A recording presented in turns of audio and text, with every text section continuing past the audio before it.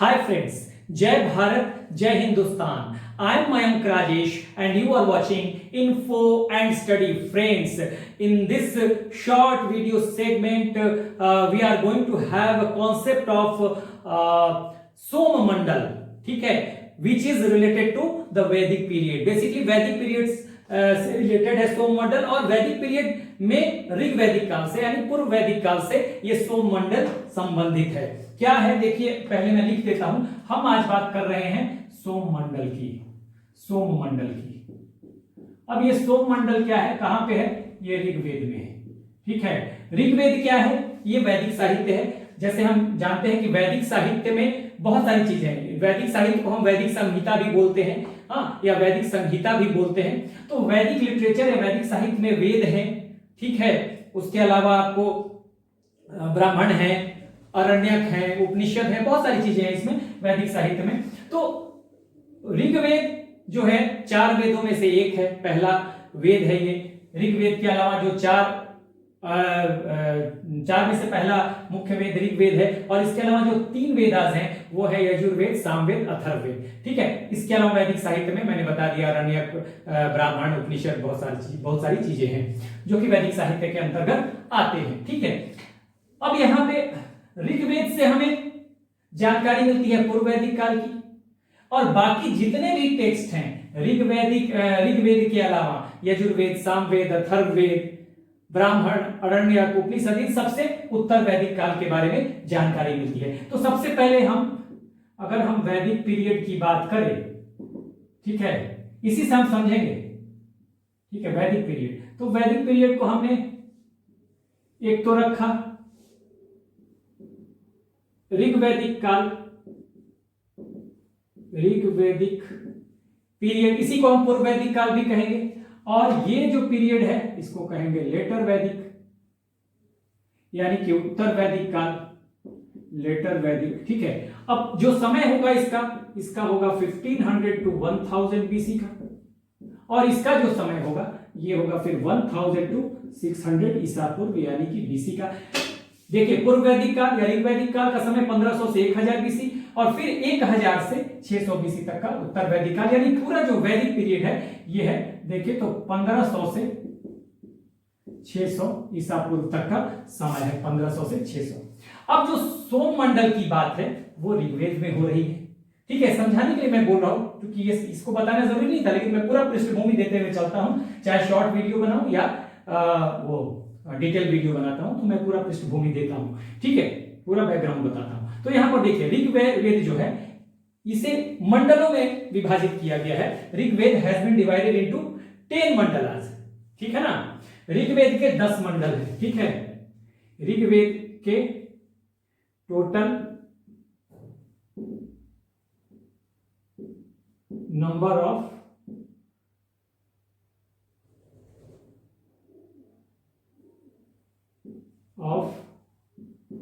मंडलास जो है वो 10 है ऋग्वेद में।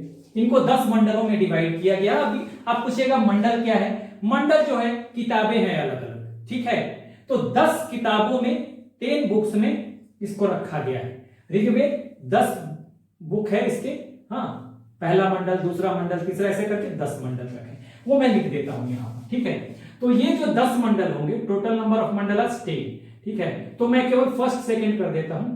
ये पहला मंडल, ठीक है, पहला मंडल, दूसरा, third Mandal, fourth Mandal, fifth Mandal, sixth Mandal, seventh Mandal, eighth Mandal, ninth Mandal and 10th मंडल। अब देखिए, ये 10 मंडलों में 10 अलग अलग किताबें हो गई ऋग्वेद की, ठीक है। अब यहां पे क्या है कि ये मैं बार बार बताते रहता हूं, हमेशा छोटे वीडियो में भी, बड़े वीडियो में भी, जब भी चर्चा आती है, 2 से 7 मंडल जो है ये ओल्डेस्ट है, सबसे पुराना है, प्राचीनतम है, ठीक है। ये प्राचीनतम है, और इनको क्लैन मंडल, गोत्र मंडल, ऋषि मंडल सब कुछ कहा गया है इन्हीं को, ठीक है। क्यों? क्योंकि 2 से 7वां मंडल जो है ये किसी ना किसी ऋषि से संबंधित है, किसी न किसी ऋषि से, और वो ऋषि जो हैं उनके नाम पर गोत्र भी चलता है, यानी वंश भी चलता है। क्लैन भी चलता है। क्लैन मतलब वंश, ठीक है। जैसे सेकंड जो मंडल है इससे जुड़े हुए हैं गृत समद भार्गव, लिख नहीं रहा हूं मैं, गृत समद भार्गव, यानी कि इन ऋषियों ने इन मंडलों की रचना की है, ये ध्यान रखिएगा। इस पे भी मैं एक वीडियो बना दूंगा, ठीक है, जो गोत्र मंडल है उस पे। देखिए ये है गृत समद भार्गव द्वारा रचित है। थर्ड मंडल विश्वामित्र है, यहीं पे गायत्री मंत्र भी है। फोर्थ मंडल जो है यहाँ पे इसकी रचना की है वामदेव ने। फिफ्थ की रचना की है अत्रि ने। सिक्स्थ की रचना की है भारद्वाज ने। सेवेंथ की रचना की है वशिष्ठ ने। और इन सब ऋषियों के नाम जो हैं किसी ना किसी गोत्र से संबंधित है, ठीक है ना। इसलिए इसे गोत्र मंडल भी, 2 से 7वां मंडल गोत्र मंडल भी कहा जाता है, ऋषि मंडल भी कहा जाता है, और गोत्र का मतलब वंश भी होता है, तो इसलिए वंश मंडल भी कहा जाता है, अंग्रेजी में क्लैन, CLAN, क्लैन मंडल। तो याद रखिएगा 2 से 7वां मंडल सबसे पुराना 2 से 7, गोत्र मंडल 2 से 7, ऋषि मंडल 2 से 7, और यानी 2 to 7, और क्लैन मंडल 2 to 7, ठीक है, किसी ना किसी ऋषि से जुड़ा हुआ है। थर्ड मंडल विश्वामित्र से जुड़ा हुआ है, विश्वामित्र ने इसकी रचना की है और यहीं पे है, और यहीं पे गायत्री मंत्र भी आपको मिलेगा, ठीक है। तो ये तो 2 से 7वां मैंने बताया ओल्डेस्ट, प्राचीनतम। फर्स्ट, 8th, 9th और 10th सबसे बाद में, इनके बाद आए हैं। 2 से 7 जब लिख दिए गए होंगे उसके बाद आपको पहला, 8वां, 9वां और 10वां है, ठीक है। लेकिन सबसे लेटेस्ट, अगर लेटेस्ट 2 को रखा जाए तो पहला और 10वां लेटेस्ट है, ठीक है। नवीनतम उसमें भी पहले और 10वें में कंपेयर करें तो 10वां जो है ये नवीनतम है। 10th जो है लेटेस्ट है, इसके पहले, जस्ट इसके पहले फर्स्ट को रखा गया है, ठीक है। तो ये अलग अलग किताबें हैं। अब हम बात करेंगे सोम मंडल की। देखिए ये जो 9th मंडल है, ठीक है ना, 9th मंडल, यही 9th मंडल जो है ये समर्पित है, डेडिकेटेड टू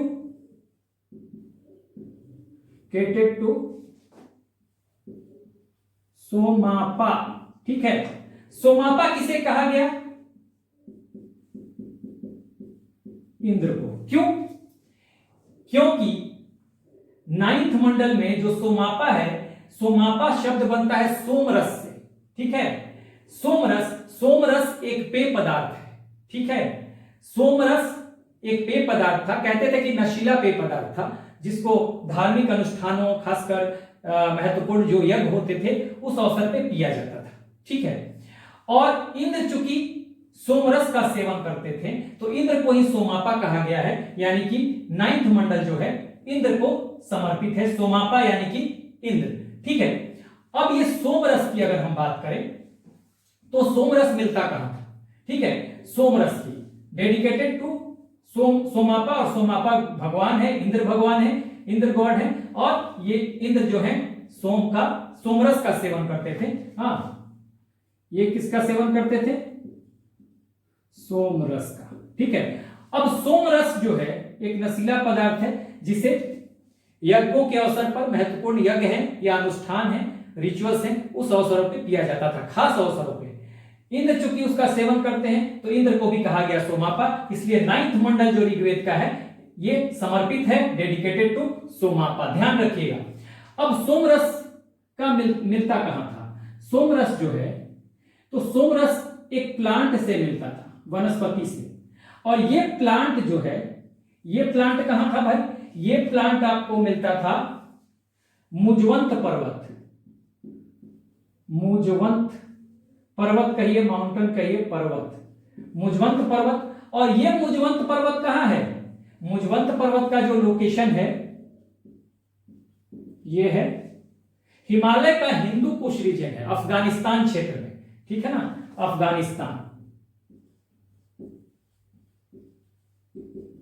अफगानिस्तान में इसका प्लांट मिलेगा मुजवंत पर्वत पे, किसका? सोमरस का, ठीक है। ये हिंदू कुश रीजन में पड़ेगा, हिमालय के हिंदू कुश रीजन में। यानी कि अगर पूछा जाए कि सोमरस, एक चीज और देखिए, सोमरस किधर मिलता था? अगर ऐसे ना पूछ के पूछा जाए पूर्वी हिमालय में सोमरस था, या सोमरस का जो पौधा है वो पूर्वी हिमालय में था या पश्चिमी हिमालय में, तो आप कहेंगे पश्चिमी हिमालय में। देखिए अफगानिस्तान जो है, अगर मैं ऐसे बना दूं, ठीक है।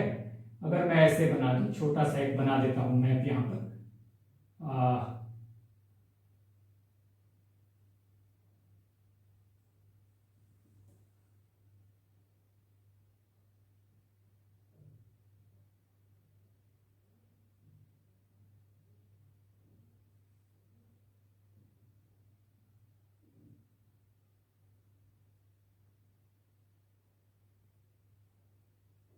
अगर मैंने ये मैप बना दिया, ठीक है,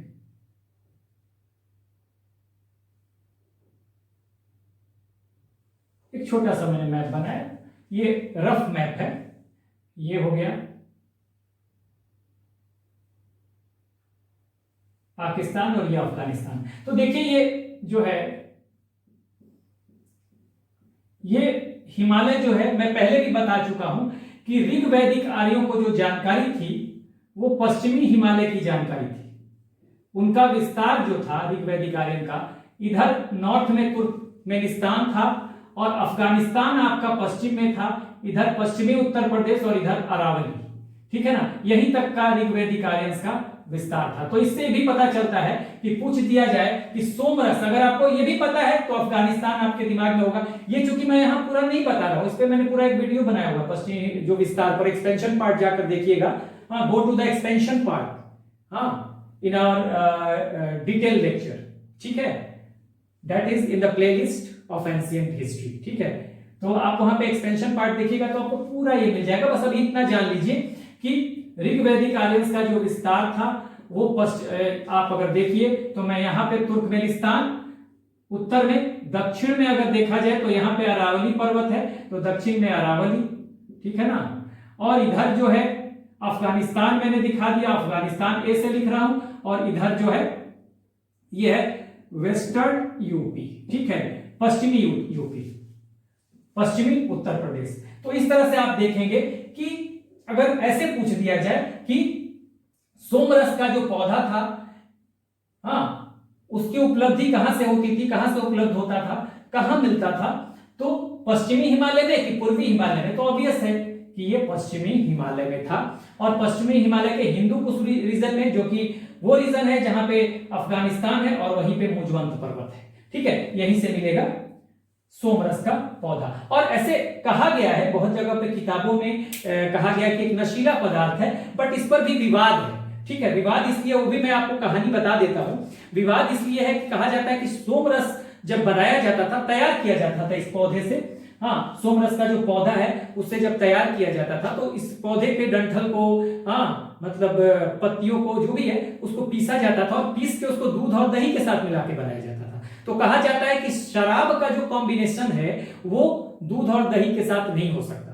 भांग तो दही के साथ, भांग जो है वो दूध के साथ लोग मिला लेता है, लेकिन शराब जो है, भांग जो है दूध के साथ बन जाता है, दही के साथ नहीं बनता, लेकिन शराब के साथ आपको दूध दही दोनों नहीं मिलाया जा सकता, ठीक है। तो इस पर विवाद है कि सोमरस जो था एक पेय पदार्थ था, ऐसा भी कहा जाता है कि वो नशीला पदार्थ नहीं है, लेकिन ज्यादातर जगहों पे इसे नशीला पदार्थ माना गया है। अब ये तो विवाद का विषय है कि था कि नहीं था, लेकिन ऐसा कुछ लोग इसे प्रूव करते हैं कि चूंकि दही और दूध में मिला के इसका प्लांट सोमरस का, और तब सोमरस तैयार किया जाता था, तो इस वजह से कहा गया कि नहीं, ये नशीला पदार्थ नहीं था और ऋग्वेद में नशे की मनाही थी। ये बात ऐसा कहा जाता है, लेकिन ये विवाद का विषय है, हमें उसमें नहीं जाना। आप समझिए सोमरस को, तो ये बस हमें बताना था कि सोम मंडल जो है, इसी को चूंकि ये 9th मंडल चूंकि सोमापा को समर्पित है, तो इस 9th मंडल को ही सोम मंडल भी कहते हैं,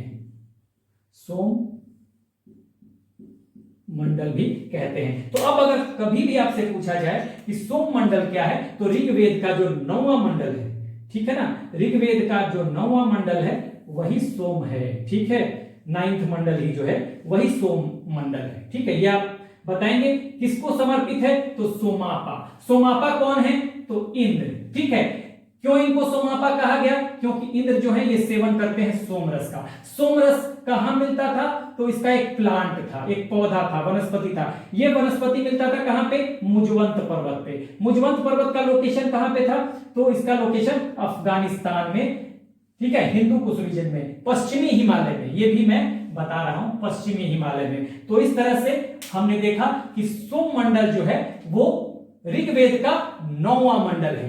क्यों है ये पूरा मैं एक्सप्लेन कर चुका हूं। So this is the end of the video. Do like, share and subscribe.